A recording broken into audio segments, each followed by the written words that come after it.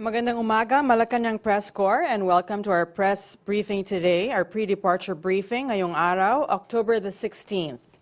This week, President Ferdinand R. Marcos Jr. will participate in the first ASEAN Gulf Cooperation Council, or GCC Summit in Riyadh, Saudi Arabia. Apart from the summit, the President will meet with the Filipino community and Saudi Arabian business leaders. We have here today Department of Foreign Affairs Assistant Secretary for the Office of ASEAN Affairs, Daniel Espiritu, to discuss details about the upcoming ASEAN GCC Summit and other activities in Riyadh. Good morning, Asec Espiritu. Yeah. Good morning, Daphne. Go ahead. And good morning also to our Malacanang Press Corps. Hi. It's a pleasure to be with you again. Okay, can start your briefing. Do we start? Okay. Okay, as Daphne said, the President will be participating at the first ASEAN GCC Summit, which will be held in Riyadh at the Ritz-Carlton Hotel on October 20, 2023. It will be a short affair. It's just a one-day meeting, but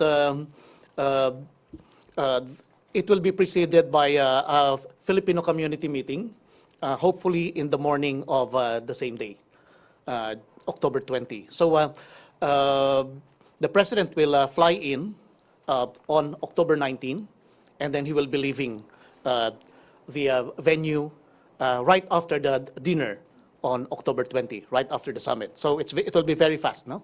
Parang more than 24 hours lang na stay there. And the meeting will be very focused, and the activities will be very focused, because aside from the meeting proper itself and the PhilCom meeting, they're also planning to hold a business roundtable with Arab businesses together with the Ministry of Investments of Saudi Arabia.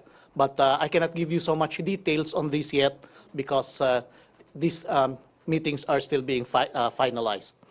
Now, there are also planned bilateral meetings with Saudi Arabia as well as with Bahrain. But again, beyond generalities, I cannot give you details yet because they are still being finalized. Suffice it to say that the probable bilateral meeting with Saudi Arabia could focus on the 54 years of diplomatic relations between the Philippines and Saudi Arabia. And that one with Bahrain could also focus on the 45th anniversary of the diplomatic relations between the two countries. Of course, part of the discussion could be the presentation of the Mahardika Fund to the Kingdom of Saudi Arabia and its businesses. Again, the protection of our nationals abroad, especially in terms of labor reforms being proposed for the Kingdom of Saudi Arabia, and the Arab assistance to the development of our BARM, the autonomous region, Bangsamoro Autonomous Region in Mindanao. Now, to focus on the summit proper itself, it will be just a one-day affair on the 20th, and it will primarily be about the endorsement of the framework of cooperation between ASEAN and GCC. You know, the relations between ASEAN and GCC dates back to 1990, but this is the first summit, and we intend this time to intensify cooperation between these two regional organizations, because the cooperation has not yet been optimized yet. Now, it's very important because the GCC is composed of highly developed Arab economies, and at the same time they are petrochemical powerhouses, and as well as hub and logistics economies.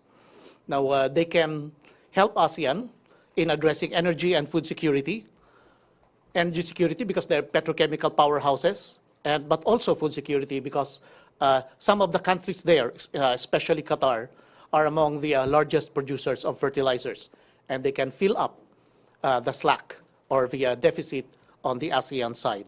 At the same time, since among the main features of the geopolitical disruption in the past 2 years have been the disruptions in the supply chain, since most of these hub economies are advance in terms of operations of supply chains and ports and shipping and connectivity.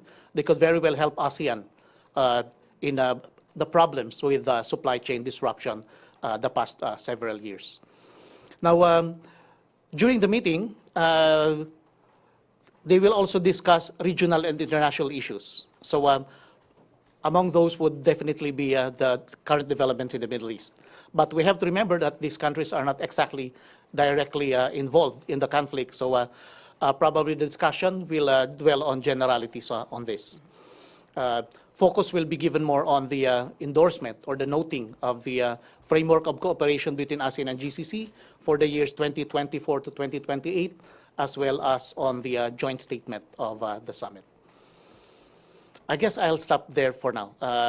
It will be very fast anyway. So, yes, please. Go ahead, Maricel Halili, TV5. Hi, sir. Magandang umaga po. Sir, bakit po ganun lang kaikli yung pagbisita ni Presidente sa Saudi? Kasi para lumalabas na overnight lang, no? Kasi we thought at least mag-start siya ng November 18. So, hindi po ganun yung nangyari. Well, ang difference kasi nito sa iba nating summits is that most of our other summits are composed of several meetings.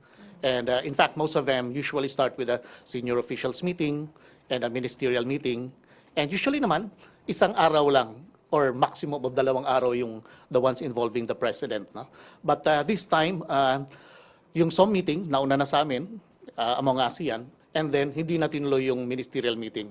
Nagkaroon naman ng pagpupulong on that sa side ng UN noong September. So, mas minabuti na tutukan na lang yung pagpupulong ng mga leaders. No? And as I said, medyo nasa nascent stage pa tong and at the same time, as I said kanina, since these are petrochemical powerhouses, GCC can assist ASEAN in addressing our energy security needs. And of course, food security needs, kasi sabi ko kanina, among the countries here, especially Qatar, produce fertilizers. And these are hub economies. And actually, these countries are awash in terms of investment funds that we can use in the region. Asec Espiritu, thank you for explaining the significance of the relationship between the Gulf economies and ASEAN. I'm just wondering, why is this the first summit between the two, considering they've had a relationship since 1990? Yeah, that's true. It seems that since our relationship started in the 1990s, we were so engrossed with community building activities. If you will look at it, even ASEAN only achieved what we can call a community status in 2015. No? And even then, the economic integration in ASEAN is not yet perfect. We're still far, far from the usual model, the European Union model. So the same is true with GCC actually, which only started in 1981. So it's quite understandable that during our developmental or formative stages, that we focused more on our own internal consolidation activities. And because we very well know that up to now, both organizations are still trying to improve coordination among its bodies and the cooperation in different areas of mutual interest. So I think that explains that. But lately, because of recent geopolitical developments, it has become imperative that the two regional organizations partner with each other to address common concerns. Thank you. Thank you. Maris Umali, Team Maris, GMA 7. Morning, Maris. You mentioned that this. Okay. Good morning, sir. You mentioned that this will also help assist in our energy and food security needs. Does this mean that after this summit, we'll be expecting more rollbacks rather than price hikes in terms of petroleum products? Because one of the causes of threats to transport strikes, including the one that we're having today, is because of the continuous price increases in petroleum products. Okay, actually we're going far, far ahead now. Because so far we're only, at this point, we're still talking of possible cooperation on supply activities. But anyway, indirectly, yes. Because among the, of course, the basic root of the high energy prices are, of course, shortages and instability in the region. If the two regional organizations can cooperate on that and assure each other continued and reliable supply in spite of what we call the vicissitudes of energy economics and geopolitical instabilities, then we can more or less assure each other of, or we could rather assure ASEAN of continued and consistent volume of supply throughout the year. Now, with that, we can mitigate the higher prices of oil in ASEAN. Yeah. Okay. Left Narciso, DCRH. Good morning, sir. Hi, good morning. You mentioned about labor reforms as part of discussion sa bilateral meeting with Saudi. Will the President follow up on settlement of the unpaid salaries of more than 10,000? Actually, that is in the agenda. Yeah. Thank you. Sir, ano na po bang nangyari talaga doon?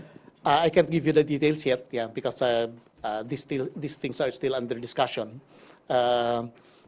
But it will be part of the bilateral discussion, bilateral meeting between Saudi Arabia and the Philippines. Yeah. Probably as for the more finer details of these issues, you can address your questions to Umuano. Every once in a while, may regular briefing at the DFA. Yeah. Okay.